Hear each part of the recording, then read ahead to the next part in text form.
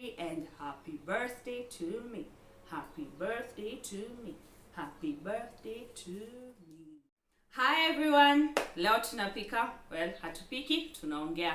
I'm Gaturi and welcome to my channel. So, today is a special day because it's my birthday and I'm 30. Yay!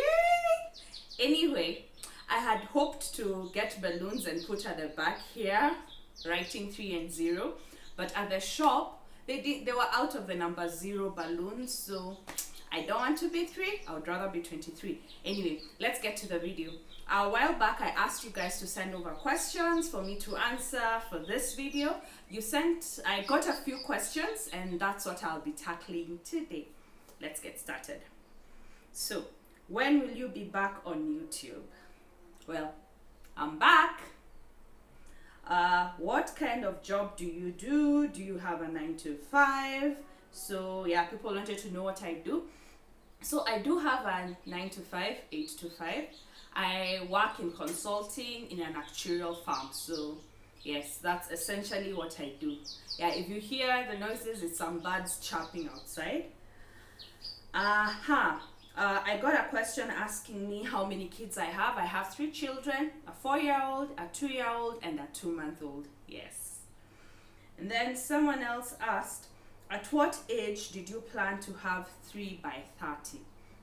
So, I never planned to have 3 children by 30. It just happened that I have 3 children by 30. Though when I got my second born, I started toying with the idea that it wouldn't be bad if I had another child, and I figured I would have wanted to have the other child by the time I was 30, and guess that's what happened. So yes, if you were to redo it again, what would you change in the 30 years? Imagine I'll just change maybe those small decisions that I made that ended up not being the best of decisions, maybe like taking out a loan to do a master's. I feel there would have been a better way of handling the finances around the master's, and seeing the fact that I've not even graduated from the master's makes me even sort of regret the loan. So maybe there's that. So you see, it's just not major things. Otherwise, those are the small things I would redo. What is the most exciting thing you did under 30? Well, most exciting thing. Well, for me was finally discovering that I love to cook. I love baking, and just immersing myself in that world is something that has been of great fulfillment to me, especially both things, both cooking and baking. I just love being in the kitchen. It's therapeutic for me.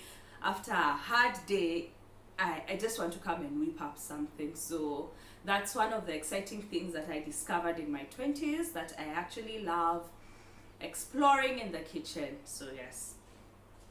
What is the most valuable quality or habit you picked up in the last decade?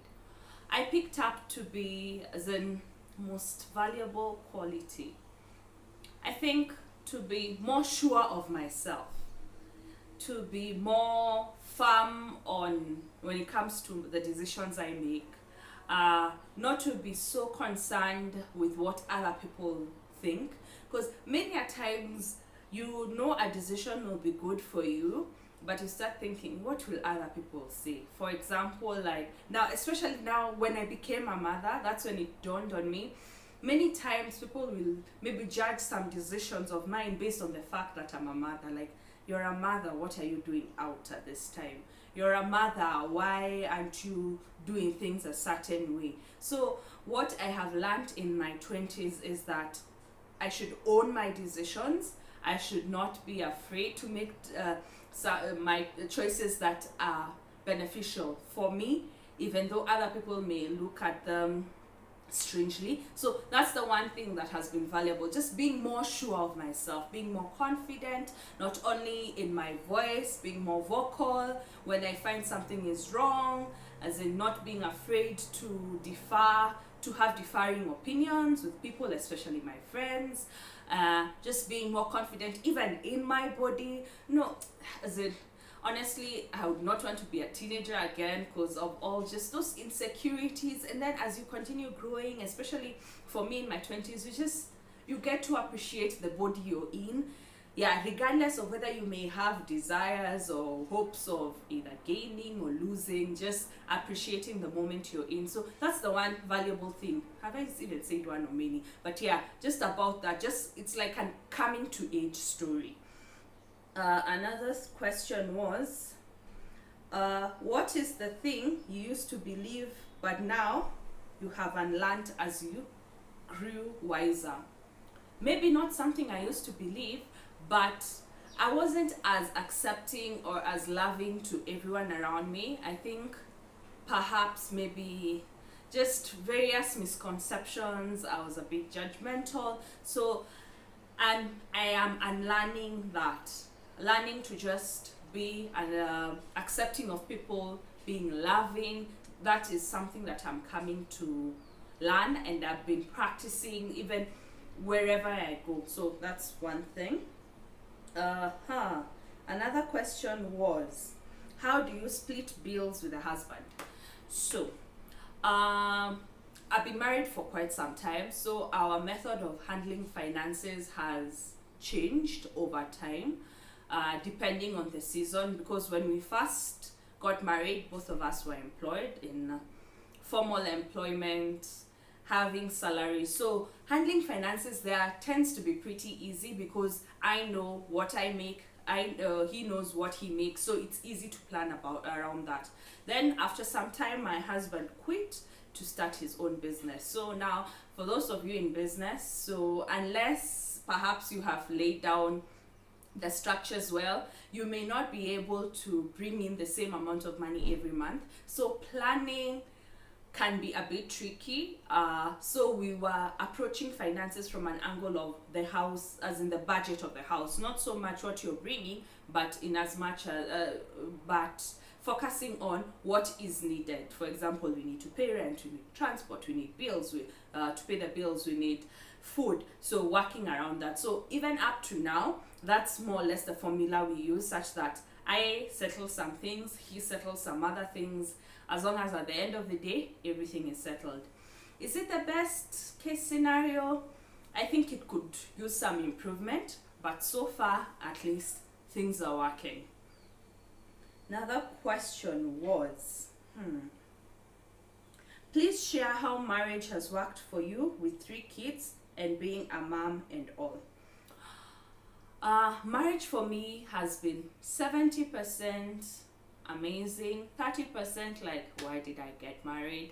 So yes, there are those moments. Honestly, I'd be lying if I say you don't at times question why you got married, just because the same way, even throughout anything, you may question, did I make the right choice? But I'm happy that's in the lesser percentage. But for me, marriage has been exciting, especially like the first 3 years without the children.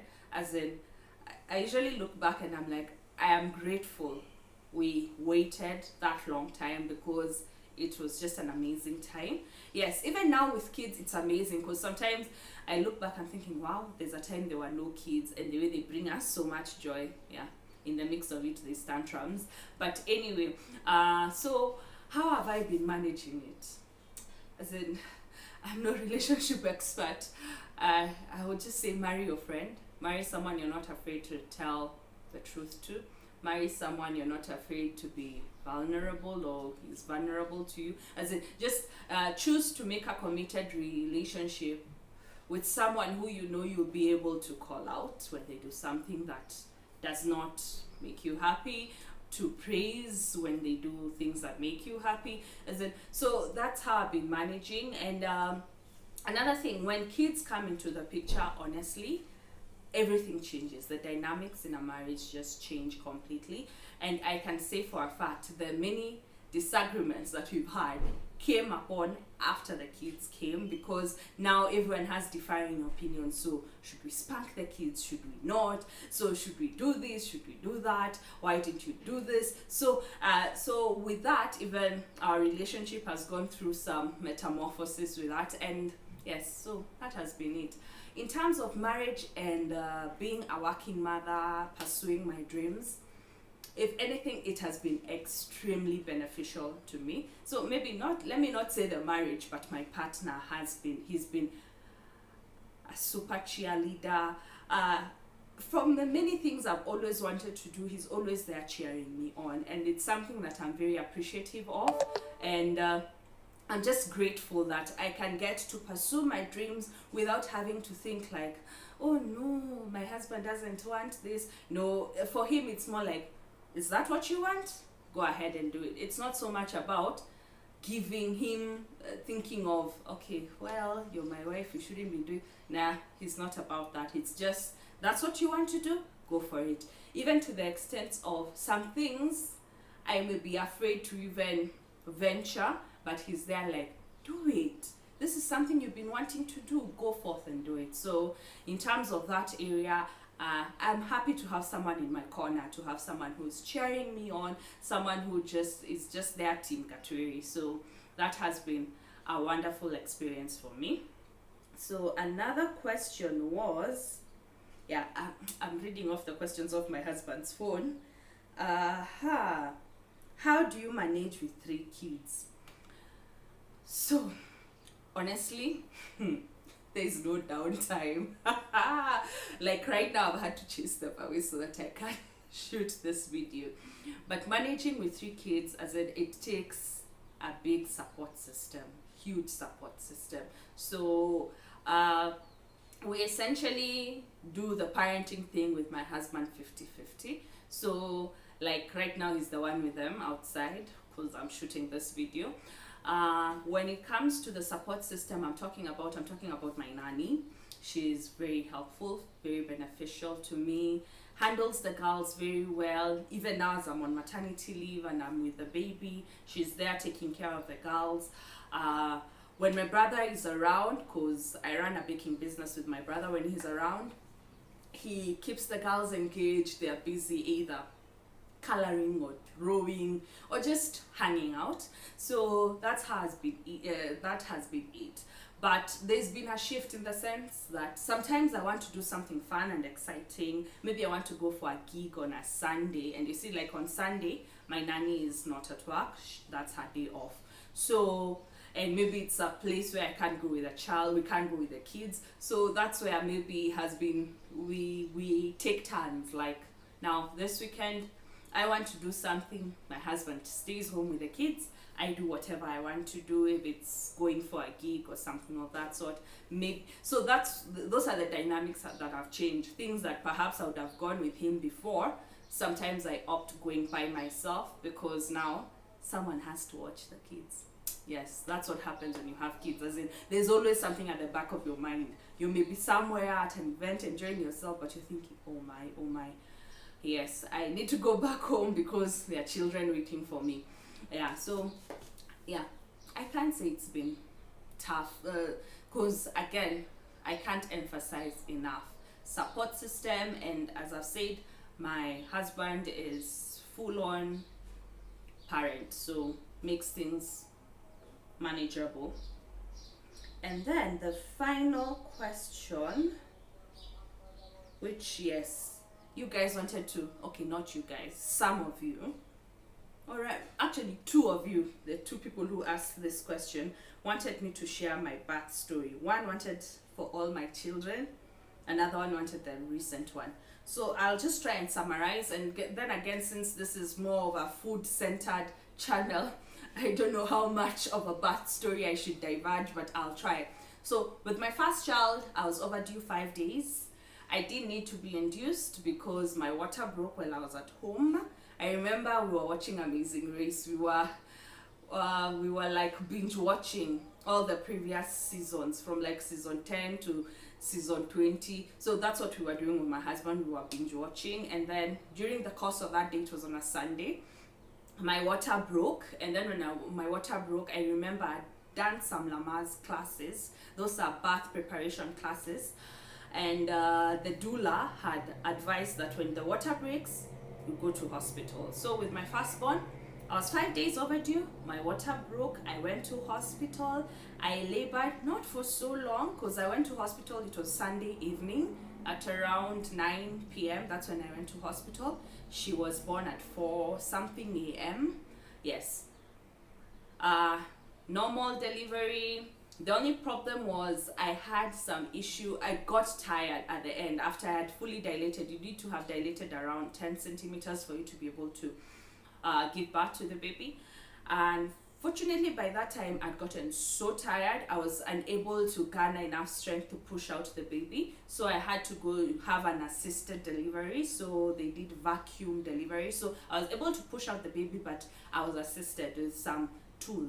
So it was vacuum delivery. So that was the first baby. With the second baby, that one I usually deem my easiest. Easiest in the sense that she came on the due date. And I remember that day I was very nesty. When you're almost about to give birth, you get the urge sometimes to arrange things, tidy up. So I remember that day I was tidying up my daughter's bedroom, and then I started feeling contractions. I wasn't so sure whether they were labor contractions. I know I had prior given birth, but here I was not sure. So I remember even calling my mother. I'm like, can someone be in labor and not know? Then she's like, no, if you're in labor you will know. I'm like, okay mom. So anyway, so I went through the motions of feeling the contractions. My husband was at work, so I texted him. I'm like, hey, the way I'm feeling right now, I think the baby is going to come. So just like that, and so I felt the contractions. I had a timer in my phone. There's this app, Baby Center app has a timer. You can time your contractions. So as I was timing my contractions, I noted the interval between each contraction was shortening. So that means that, okay, well, as in labor is progressing. So when I noted that the intervals were shortening, I decided, well, it's time for me to go to hospital. My husband had not yet come from work, so I just Ubered. Went to the hospital. He found me there. When I went to the hospital again, I don't know whether they are used to seeing women who perhaps claim to be in labor and they are not. I have no idea, because they never seem to believe you at first. Because I took myself, so I was by myself. So I told them, okay, I think I'm in labor and whatnot. I'm like, okay, you just stay there, we'll examine you. So they came, they examined, and like, oh, you're actually in labor. So that one was so fast, because when I was in the delivery room, we were there with my husband. He eventually came. He's been present for all the 3 parts. He was there in the delivery room. So I'm there, I'm thinking, okay, I think this baby is about to come out. Because I felt that urge to push. And then the midwife wasn't there at the moment. So I'm thinking, oh my goodness, I'll give birth by myself because the midwife is not there. And then luckily, yes, the midwife came right in time. As in, she walked in and then she's like, oh my goodness, there's the head. So anyway, that one was a very simple, as in for me, comparing with the others, it was so easy. Due date, delivery, contractions came. The water didn't break before, so this one they had to break the water when I was in hospital. So just when I was about to give birth, when I was like 8 centimeters dilated, they broke the water. Yeah, so that was for my second baby. Now this third baby, he decided that the womb is the place to be. Like, he needs a pep talk for him to be born, because he came 10 days. Was it 10 days overdue? Yes, he was 10 days. The days after the due date, as in, came and went, and I grew more anxious, more impatient, because I'm thinking, oh my, as in, really, the baby doesn't want to come. I'm overly sensitive. I am crying just over everything. So I had to go get induced. Many people say many things about induction, about how it's just terrible. So I guess for me, I don't know whether it was a different kind of induction. It wasn't so bad, because they put a tablet and then I just stayed there. By the time the pain started picking up, it was like 8 hours after the insertion of the tablet. And then with that, I went to the delivery room once more. But now this one, I think maybe it's because it's the most recent. I can vividly remember how painful it was. As in, it gets so painful. The contractions were coming one after the other, and I'm also lucky in the sense that I don't labor for so long. So anyway, so the contractions were coming one after the other. In that time, I'm thinking, oh my goodness, can't just this baby come out? As in, the pain, the lower back pain is just unbearable. I understand why people scream, because you're thinking, where else will I channel this pain?